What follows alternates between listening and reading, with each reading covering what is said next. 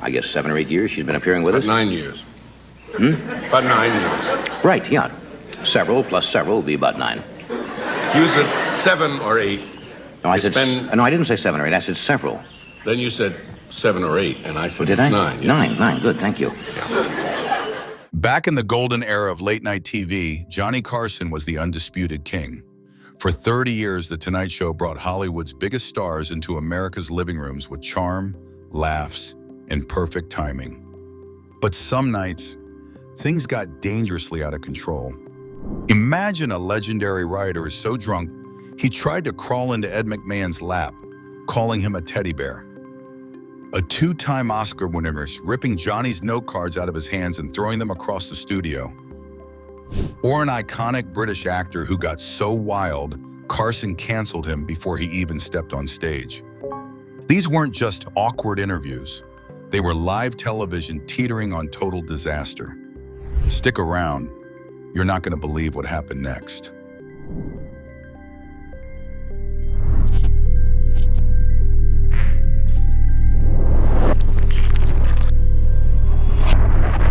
Nine, Truman Capote, the literary genius who tried to sit in Ed McMahon's lap. It was 1980 when one of America's most brilliant literary minds stepped onto The Tonight Show stage and turned it into one of the most painfully awkward nights in late-night television history. Truman Capote was 56 years old. Once the razor-sharp author of In Cold Blood and Breakfast at Tiffany's, he had fallen hard. After betraying his wealthy high society friends in the unfinished book Answered Prayers, he was completely ostracized. Lonely, broken, and spiraling, Capote was deep in the grip of heavy alcohol and prescription drug addiction. That night in Burbank, as the band played and the audience clapped, Capote didn't walk out from behind the curtain. He staggered. He swayed dangerously from side to side, nearly falling before he even reached the guest chair. Johnny Carson, ever the professional, greeted him with his classic warm smile and said, "It's great to have you with us tonight, Truman." Capote opened his mouth, but what came out was nothing but a thick, slurred mumble. For the next agonizing 17 minutes, the interview became pure television torture. Capote rambled incoherently, jumping from one random story to another, obsessively circling back to Montgomery Cliff, with no real point or ending. The studio audience grew more and more uncomfortable with every passing second.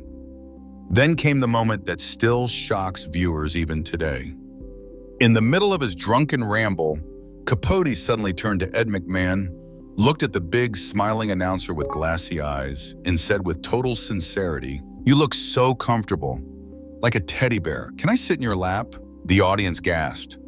Ed McMahon froze, his famous grin disappearing instantly. Johnny Carson leaned forward, stunned, and asked, "I'm sorry, what was that?" But it got even worse. Toward the end of the segment, Capote reached for a glass of water, completely missed it, and poured the entire glass down his chin and all over the front of his shirt. Water dripped down his chest, but he didn't even pause. He just kept talking like nothing had happened. Johnny Carson had finally seen enough. He quickly signaled for an early commercial break, a rare move he only used in real emergencies. As the cameras cut away, viewers caught Carson letting out a deep, visible sigh of relief. Later backstage, Carson reportedly told his producer, shaking his head, "That wasn't an interview, that was a hostage situation in slow motion." Truman Capote never appeared on The Tonight Show again. And that, folks, was only number 9. Hit subscribe before the next guess. 8. Shelley Winters, the Oscar winner who turned Johnny Carson's show into chaos. It was 1974, and Shelley Winters was 54 years old, a 2-time Academy Award winner with a reputation for living life loud and wild. She had already won Oscars for The Diary of Anne Frank and A Patch of Blue, survived by 4 marriages, and was famous for her wild parties and uncontrollable drinking. That night, the producers had purposely scheduled her later in the show, hoping she might sober up a bit backstage. It didn't work. Shelley had been drinking heavily in her dressing room right up until she was called. The second she stepped through the curtain, everyone knew something was wrong. She walked unsteadily in high heels, swaying as she made her way to the couch. Johnny Carson greeted her with his usual charm, but Shelley wasn't interested in playing by the rules. Before Carson could even finish his first question about her new autobiography, she cut him off loudly. "Oh, Johnny, nobody cares about that. Let me tell you what happened with Marlon Brando instead." From that moment on, the interview spiraled into total chaos. Shelley talked over Carson constantly. When a young actor promoting his first major film joined them on the couch, she refused to let him speak. Instead, she placed her hand on the young man's knee and announced to the entire studio, "His movie isn't very good, but he's pretty to look at." The audience gasped. The young actor turned bright red. Carson's jaw tightened as he struggled to keep control of his own show. But the most shocking moment was still coming. Frustrated that Carson wasn't giving her enough attention, Shelley suddenly reached over, snatched the note cards right out of Johnny's hands, and threw them dramatically over her shoulder. "You won't be needing these, Johnny," she shouted with a laugh.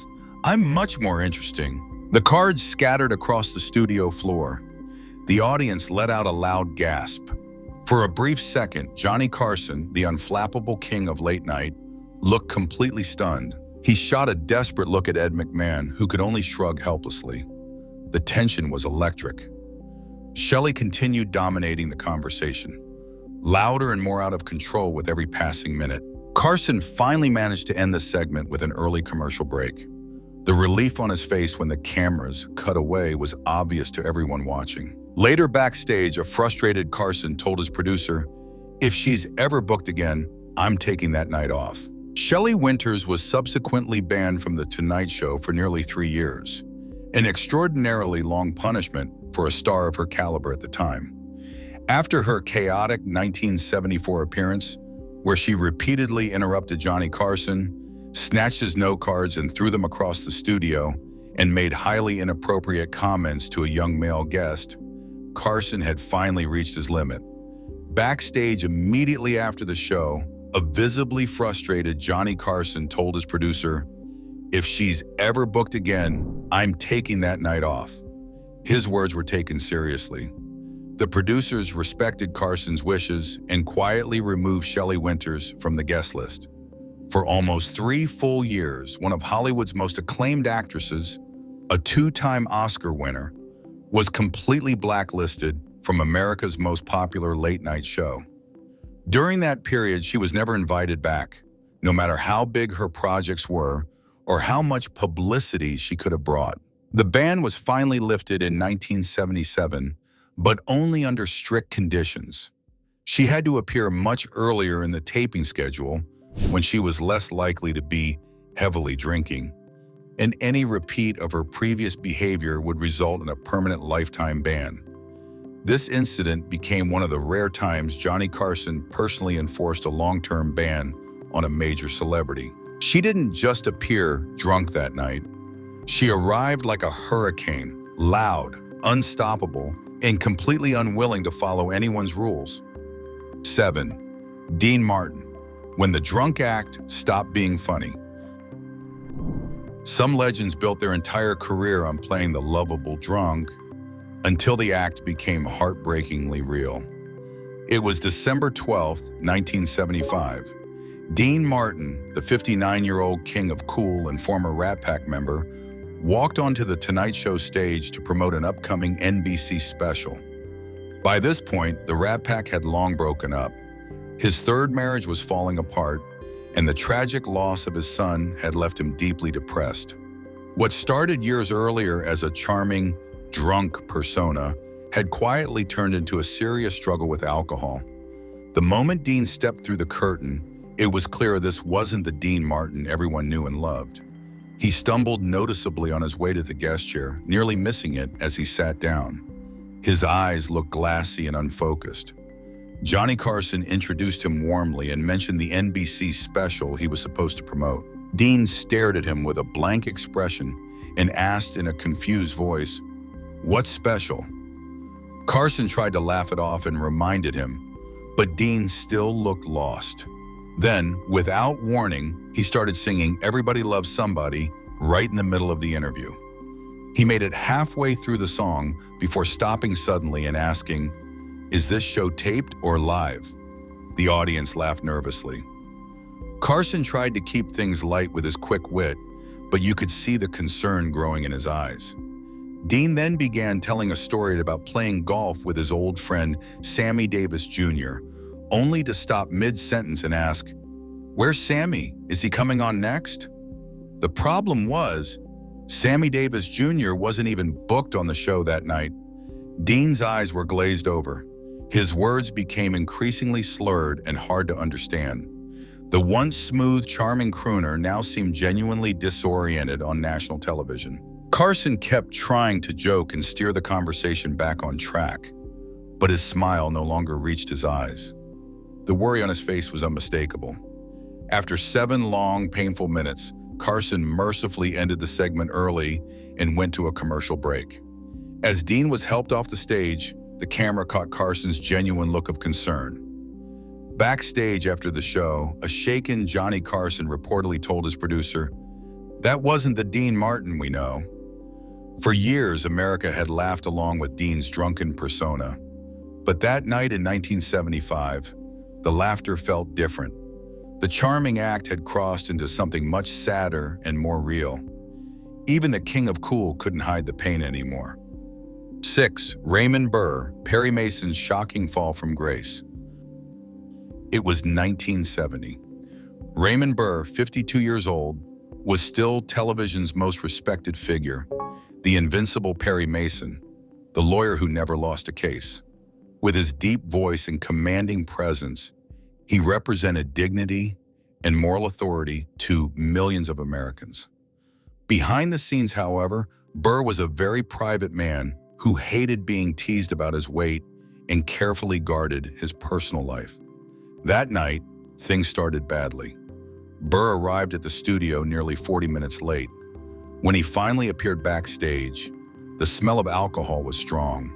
His hair was messy, his tie was crooked, and his face was flushed. As he walked onto the stage, he gripped the back of the guest chair for a moment to steady himself before sitting down heavily. The chair visibly shifted under his weight. Carson began with a gentle question about Burr's current projects. Instead of answering, Burr launched into a long, rambling monologue about his orchid collection, a real hobby of his, but completely unrelated to the question. For nearly 10 excruciating minutes, he talked about orchid breeding, greenhouses in Fiji, and cultivation techniques, losing his train of thought several times.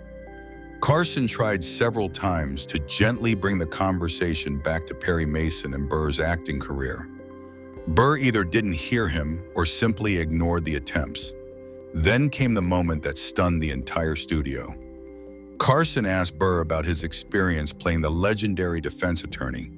Burr stared at Johnny for an uncomfortably long time, then asked with complete seriousness, "What did you say your name was again?"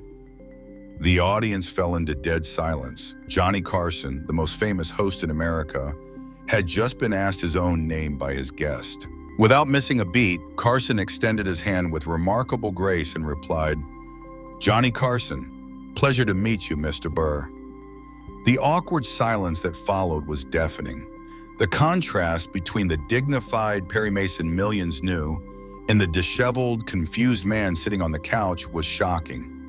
After the interview finally ended, Carson reportedly told his producer that Burr had gone from courtroom legend to cocktail liability in one night. That single question, "What did you say your name was again?" became one of the most unforgettable and uncomfortable moments in Tonight Show history. Number 5, Orson Welles, the brilliant mind that drank its way through Shakespeare. Even when heavily intoxicated, Orson Welles could still command a stage like no one else. By 1975, the legendary director and actor was 60 years old. The genius behind Citizen Kane had watched his Hollywood career slowly crumble. Massive financial failures, multiple broken marriages, and severe weight gain had taken their toll. Welles turned more and more to alcohol, often drinking several bottles of wine before appearances just to dull the pain of his declining fortunes. That night on The Tonight Show, Welles arrived already well lubricated.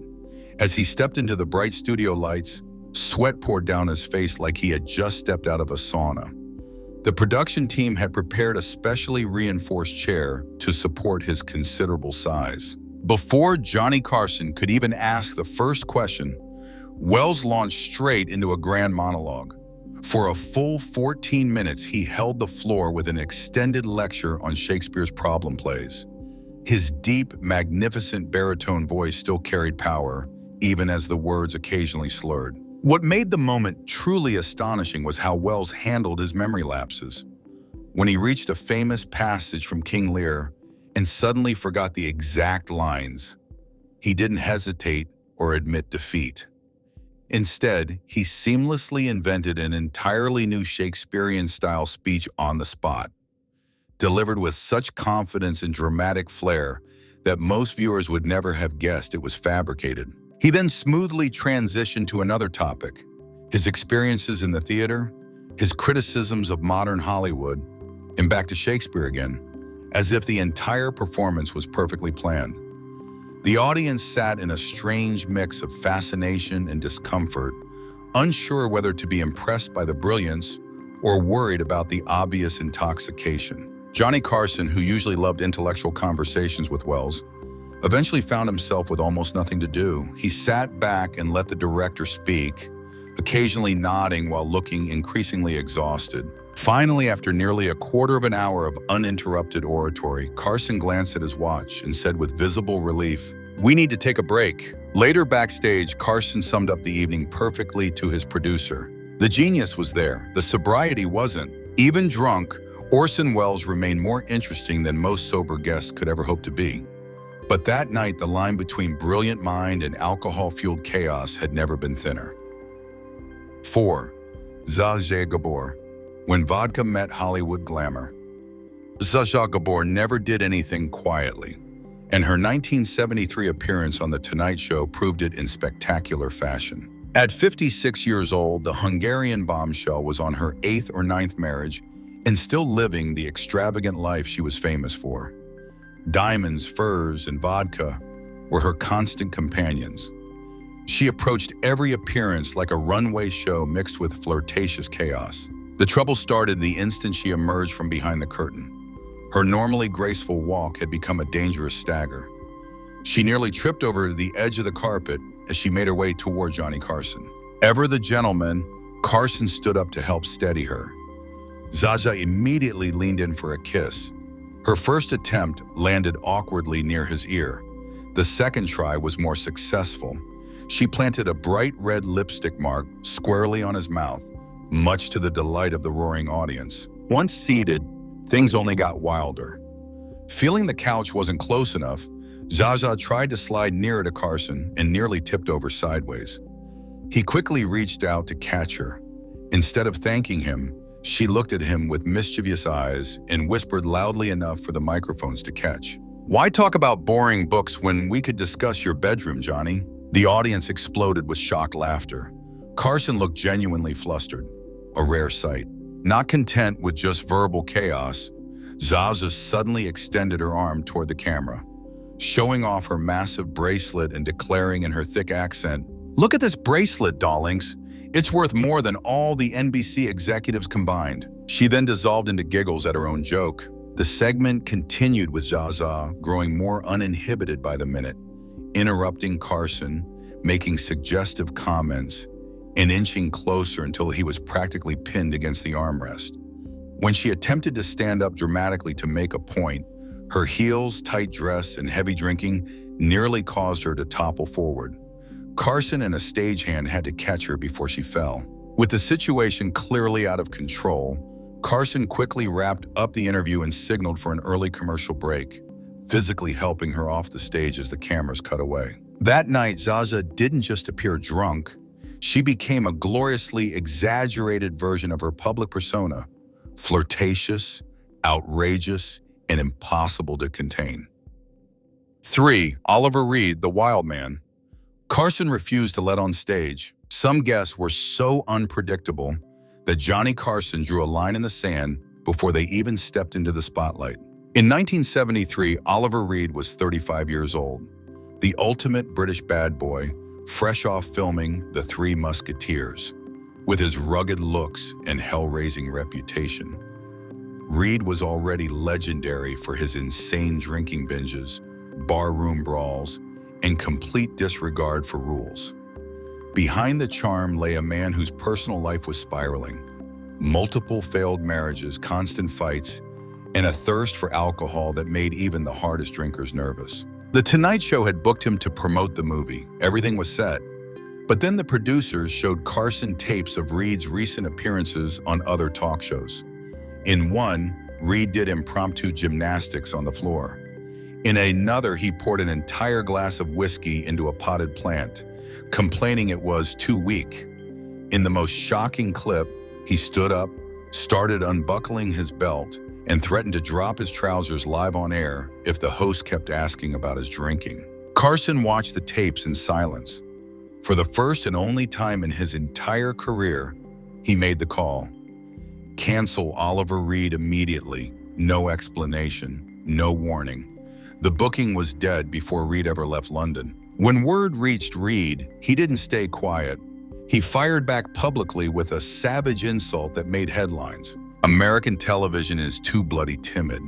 Carson is afraid of a real man. That single decision became legendary in NBC hallways. Even the king of late night, the man who had calmly handled every kind of chaos, refused to risk putting Oliver Reed on live television. The image of Reed, half drunk and ready to cause absolute mayhem, was simply too dangerous. In the end, the British Hellraiser never set foot on the Tonight Show stage. Carson had drawn a line, and for once, even his legendary cool couldn't cross it.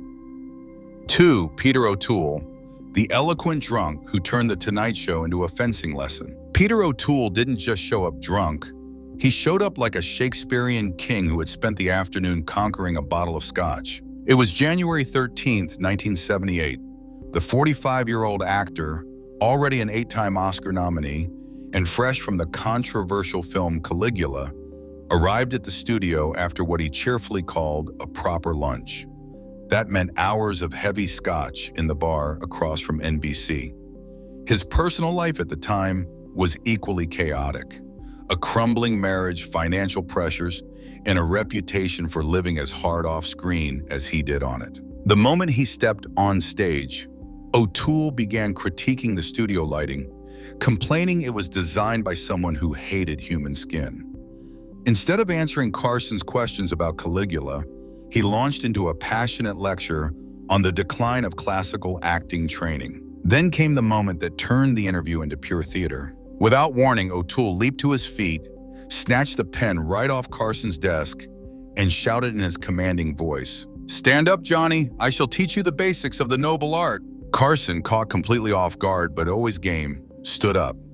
For the next 3 wild minutes, O'Toole gave an impromptu fencing lesson right there on national television, using the pen as a foil. He demonstrated lunges, parries, and dramatic flourishes while delivering a running commentary on swordsmanship through the ages.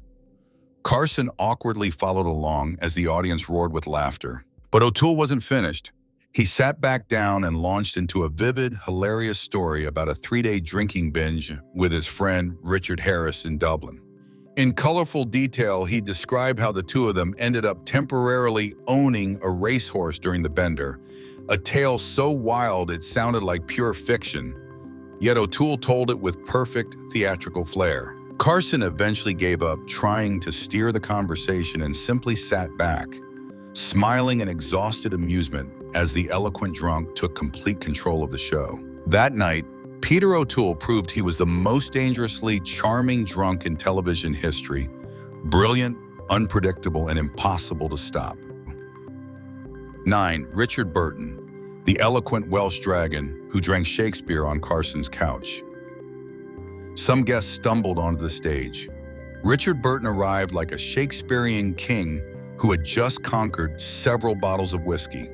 In the early 1970s, at the peak of his stormy relationship with Elizabeth Taylor, the legendary Welsh actor Richard Burton, famous for his rich baritone voice, magnetic presence, and insatiable thirst for alcohol, appeared on The Tonight Show. Burton was already several whiskeys deep when he sat down on Johnny's couch. Yet, unlike many guests who became incoherent, Burton's intoxication only seemed to fuel his theatrical flair. When Carson asked about his latest project, Burton didn't just answer, he performed. He launched into a passionate recitation of lines from Hamlet, his deep, velvety voice filling the studio with power and drama. The words were still perfect, but a slight slur in the fire in his eyes revealed the truth. At one point, Burton raised an imaginary glass high and declared with grand gusto, "To hell with the critics, let's drink to the audience, the only ones who truly matter."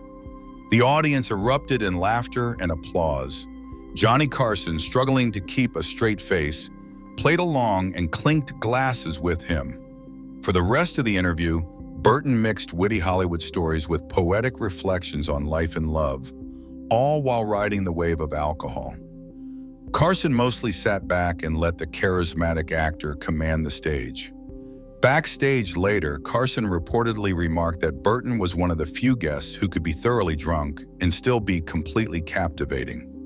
That night, Richard Burton proved that some talents don't dim when the bottle comes out.